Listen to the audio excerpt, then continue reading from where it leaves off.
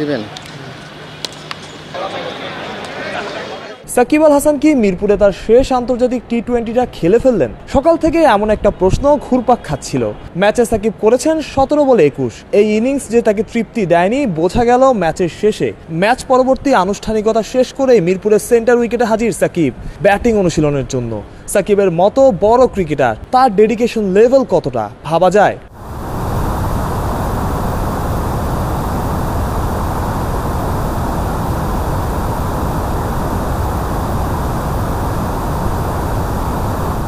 সাকিবকে দেখে ছুটে গেলেন নাজমুল হোসেন শান্ত।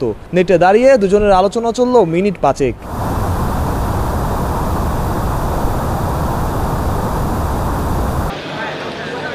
সবার আনুষ্ঠানিকতা শেষ হলেও ক্যাপ্টেনের তখনও বাকি। শান্ত ধরলেন প্রেস কনফারেন্সের পথ। সাকিব শুরু করলেন তার ব্যাটিং স্কিল ট্রেনিং। গায়ে 75 নাম্বার জার্সি, বাংলাদেশের জার্সি। দিবেন।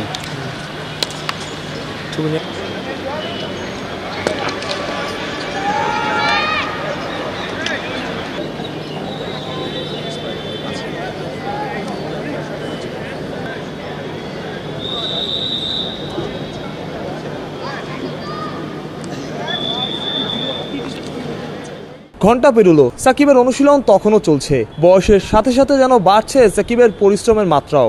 একটা সময় ক্যামেরাগুলো বিশ্রামে গেল, সাকিবের ব্যাট চলতেই থাকলো। সময় ঘন্টা পেরুলো, মিস টাইমিং হচ্ছে, ভুল হচ্ছে। সাকিব শিখছেন, শেখার তো কোনো বয়স নাই।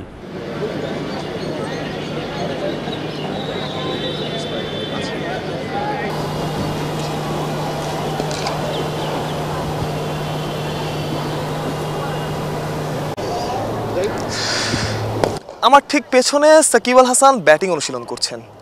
ম্যাচ শেষে আনুষ্ঠানিকতা সেরে সাকিব এসেছেন অনুশীলনে মিরপুরের সেন্টার উইকেটে। তবুও যারা সাকিবের নিবেদন নিয়ে প্রশ্ন তোলে তারা আসলে বোকার স্বর্গে বসবাস করে। সাকিব আলাদা, সবার চাইতে আলাদা। মিরপুর থেকে মাহফুজ প্রত্যয়, অলরাউন্ডার।